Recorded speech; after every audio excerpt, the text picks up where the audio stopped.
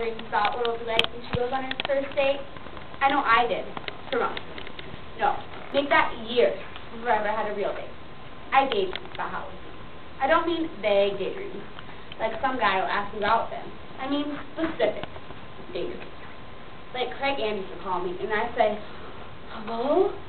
He'll say, you are the most beautiful girl I've ever seen, and I hope you give me the honor of attending the harvest dance. I imagine what would happen on the night of the dance. Craig would bring me flowers. Not ordinary flowers, something unusual, something exclusive. A bouquet of tiger lilies, perhaps, or a nosegay of violets and baby orchids. He'd help with my coat and open the door of his Porsche to me. And while we drove to the dance, we'd have a scintillating conversation on a variety of topics. I could tell you what I thought would happen at the dance, but perhaps you'd rather hear what really happened on my first date. To begin with, it wasn't Craig Anderson who called. It was Herbert McFish. This is subject of surprise, as I avoid Herbert McFish whenever possible. He said, "This is Herbert. You want to go to the movies Friday night?" And I said, "You mean with you?" And he said, "Of course I mean with me, stupid. Why do you think I'm calling you up?" At that point, I had to make a decision. They didn't want to have the experience of going on a real date badly enough to say yes to Herbert. To be bluntly honest, they didn't want to have the experience of calling all my girlfriends and telling them I had a date badly enough to let me with Herbert. I did. He said he took me up at 6:45. They gave me 2 days to decide what to wear. My good dress and heels, my navy slacks and gray blazer, sweater and skirt with slacks. In the end, I was a slacks and blazer. Herbert wore jeans and a sweatshirt. It said hot tricks on the front. His father drove us because Herbert flunked the written part of his driver's test and didn't have his license yet. Not only did his father drive us, his mother rode along. She asked me so many questions that Herbert and I had no time for scintillating conversation. The movie was terrible. A sense of plot with lots of blood and violence. I went to the restroom twice, just so I wouldn't have to watch.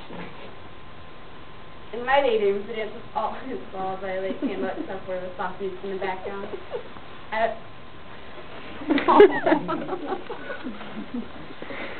was realistic enough not to expect candlelight supper.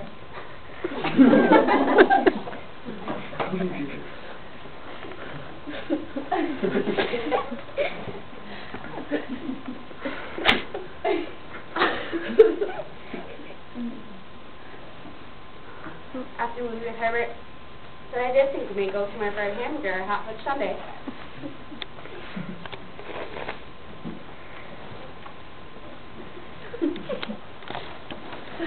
I would have been happy.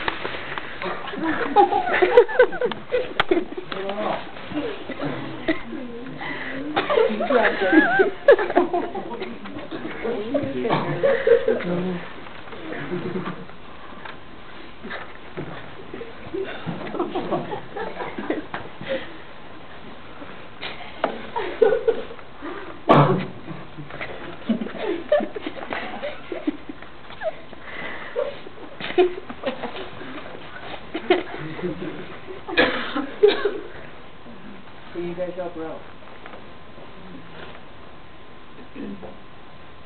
I would have been happy with McDonald's, just like I would have been happy with McDonald's, just like to tell my friends we went out to eat after the movie. But when we came out of the theater, there were Mr. and Mrs. McFish, double parked, in front, watching for us. Mrs. McFish got out of the car and waved and shouted, "Herbie, over here!" She had her hair in rollers. I'd have actually prayed that no one knew the scene. When the ride home was mercifully over, Herbert walked to the door for me. I lied and told him I had a wonderful time. In my daydream, the dance was always. Craig Andrews always kissed me goodnight. Herbert couldn't. Not with his parents watching us. I was glad about that. So, there are some experiences I simply don't want. Not even to tell my parents.